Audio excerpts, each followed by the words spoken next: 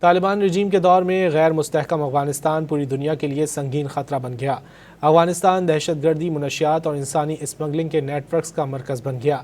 افغان طالبان نہ صرف ہمسایہ ممالک بلکہ امریکہ، کینیڈا اور آسٹریلیا سمیت کئی ممالک میں بھی دہشت گردی پھیلانے میں مصروف ہیں۔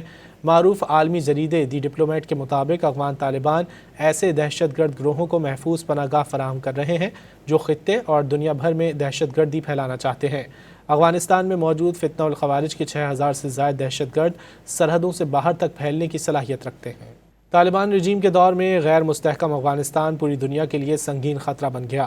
افغانستان دہشت گردی، منشیات اور انسانی اسمگلنگ کے نیٹ ورکس کا مرکز بن گیا۔ افغان طالبان نہ صرف ہمسایہ ممالک بلکہ امریکہ، کینیڈا اور آسٹریلیا سمیت کئی ممالک میں بھی دہشت گردی پھیلانے میں مصروف ہیں۔ معروف عالمی جریدے دی ڈپلومیٹ کے مطابق افغان طالبان ایسے دہشت گرد گروہوں کو محفوظ پناہ گاہ فراہم کر رہے ہیں جو خطے اور دنیا بھر میں دہشت گردی پھیلانا چاہتے ہیں۔ افغانستان میں موجود فتنہ الخوارج کے 6000 سے زائد دہشت گرد سرحدوں سے باہر تک پھیلنے کی صلاحیت رکھتے ہیں۔